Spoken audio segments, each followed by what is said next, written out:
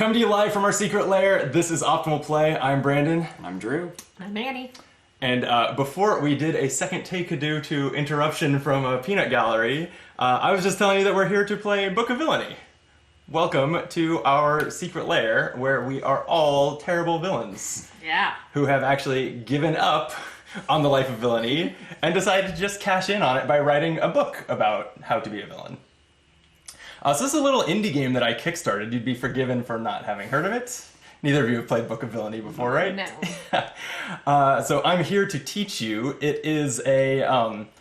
it's going to take us under an hour. It's a game, about literally writing a book on villainy. We're going to be collecting these chapters, putting them into sort of a row that are the chapters of our book. The game will end when one of us has 6 chapters written in our row, and then we will follow, and we'll talk about all this in more detail, but we will follow some scoring to get victory points based on what combinations of symbols and things we had on the chapters that we wrote, and see who won the game based on points. So we've set up the table here. We've put the back alley in the middle of the board with 3 random chapters from this shuffled chapter deck on it. We've randomly put all the locations on here. We're playing with 3 players, so we have not used the library, which is the one way that the game changes for under 4 players. It's face down here now. Our chapter deck is just resting on it. We've all chosen our villains and placed these are standees, but they work better on camera if we lay them flat, so we've placed them in the secret lair. We've placed the hero in City Hall. Each of us kind of has our card with our villain on it and lots of reference information, and then also a starting gadget that our card told us which one to get out of the gadget deck. And then finally we have a plagiarized chapter and a plagiarism token that we'll get to in a second. Cool. So in this game, we will be taking turns. On your turn, you must move 1 or 2 spaces clockwise around the board. However, so 1 or 2 spaces from your starting position, but you cannot move to an occupied space. And so once we have multiple spaces occupied, including occupied by the hero here that we're trying to avoid, you will you'll count that up to 2, skipping those. So like if I'm here in the secret lair, I can move to the shady bar or to copy center because they are 1 or 2 away.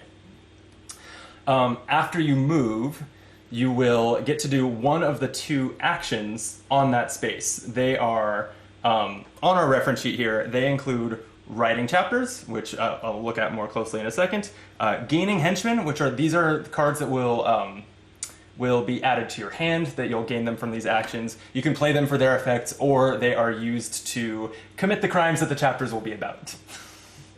Is what's happening there. So for example, to write chapter 13 here, you need a fanatic. That's the icon here, and we can see that on the henchman here too.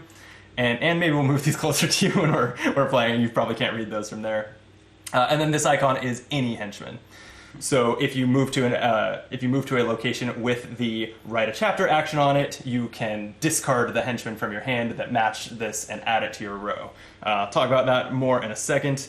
There's also plagiarizing chapters, there's moving the chapters in your book around, and there's gaining or charging gadgets. So let's go kind of part by part through that.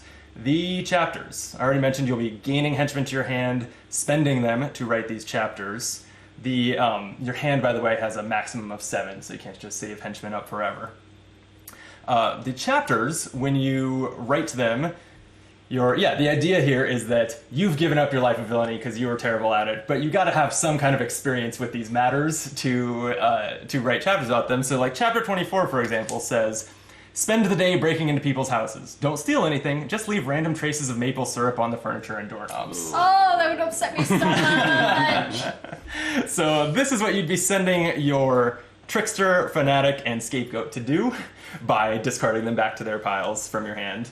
And then you'll take this and place it into your book, which is a row of cards in front of you. Your first one can just go in front of you, but then as you're building your book out, you must place future chapters at the start or end of the row here. There are ways to reorganize it, but they are through actions, like swap the location of 2 of your chapters, which is should be on one of these locations. Yeah. I'm I assuming see they it have here to in the be junkyard. in order. In They chronological order. do not have to be in like numerical order, but there are, when we talk about scoring, there are points if they are. Okay. Yeah. So the chapters also, in addition to having flavor text, which we'll definitely read because it's hilarious, and their costs down here, they may be worth some points. That number in the upper right corner is just their points at the end of the game. And then they also are about a subject. And oh no, the reference doesn't define them like the rulebook does, so I'm being a good teacher and burying my face in the rulebook. The themes are, we don't have a heart symbol on the table, but there's a heart symbol for relationships. There's a money bag symbol if it's about money.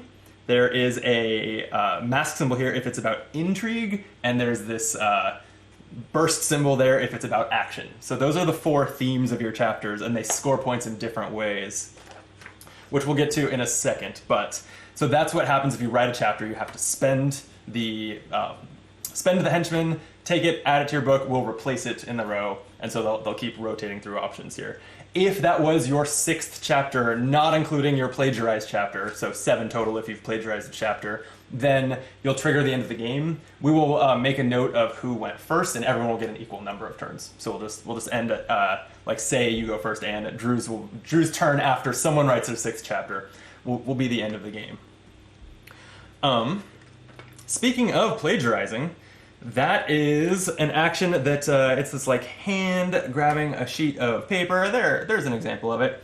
If you take the plagiarism action, you can add your plagiarized chapter to your book, and then you use this token and put it on a chapter someone else has written. And then whatever your token is on, this plagiarized chapter is an identical copy of that card. That's awesome. And it's not a permanent commitment because there are actions on the board that let you move where your plagiarism token is, but you only write it and add it to your book one time.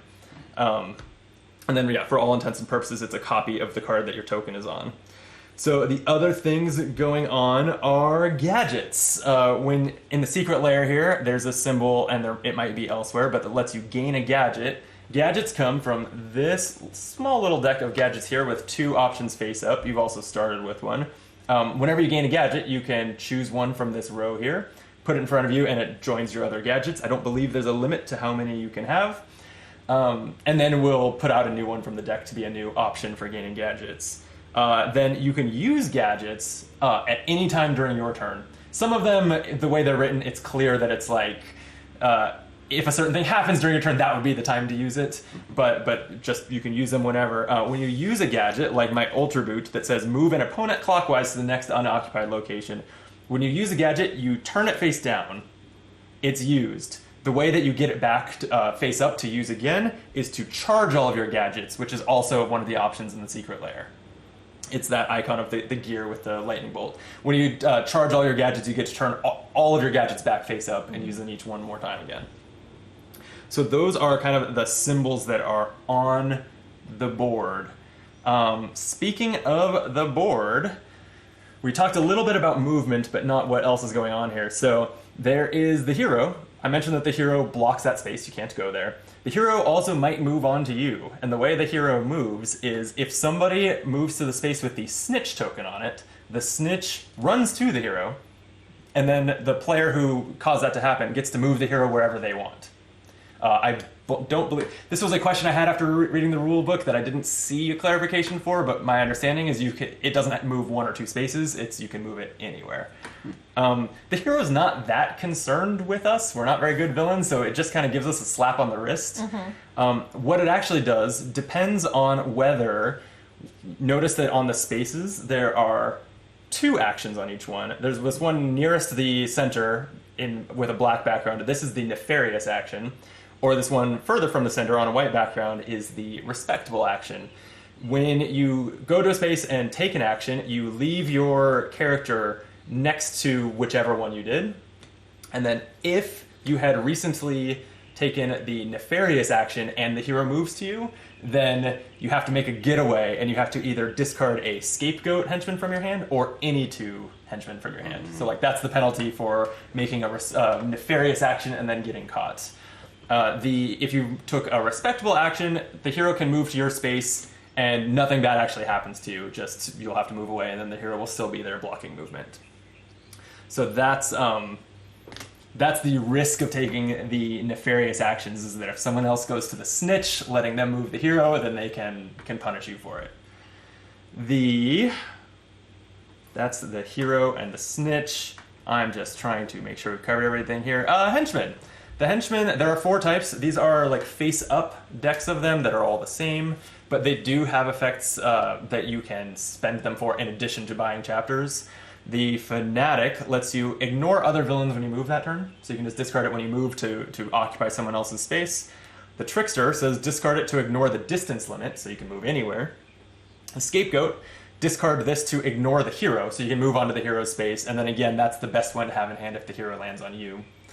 And the Lawyer, you can discard 2 lawyers to gain any other 1 henchman. So they're kind of a trade-in wild. The last thing left, I think, is to talk about scoring, unless I know I've been talking a lot. Did either of you have any questions so far? Nope. No. Okay.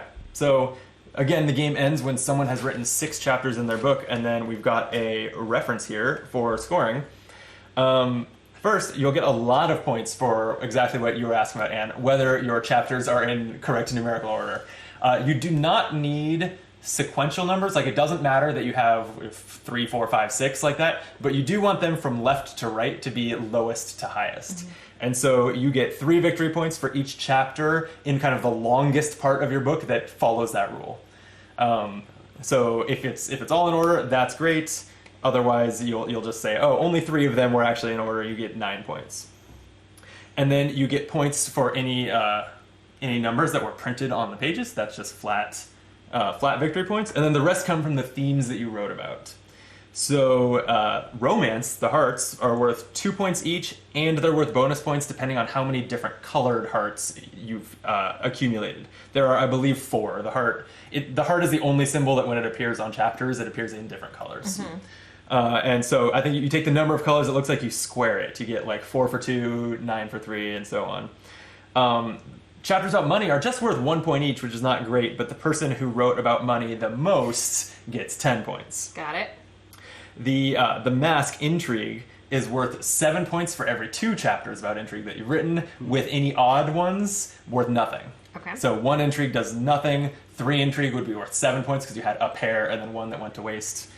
And then action, they are each worth an amount depending on how many of them you wrote. So if you only wrote 1 chapter about action, it's worth -1 point. But if you wrote 2 chapters about action, they're each worth 1 point. If you wrote 3 chapters, they're each worth 3 points, and so on, as up to a maximum of 5 points each, which you get if you have 4 or more of those. I believe that covers it. And Okay. you guys feel ready to play? Yeah. Any questions? So. Okay. Well, we will play through this, but it's going to be on a separate video. Cool. So if you appreciated this or think we're pretty people or really any reason you want to, hit that like button, subscribe to the channel. That would help us out a lot, and we will be back very shortly to play through Book of Villainy. Great. See you guys then. Yeah. Yeah. See you then. Till then, be optimal.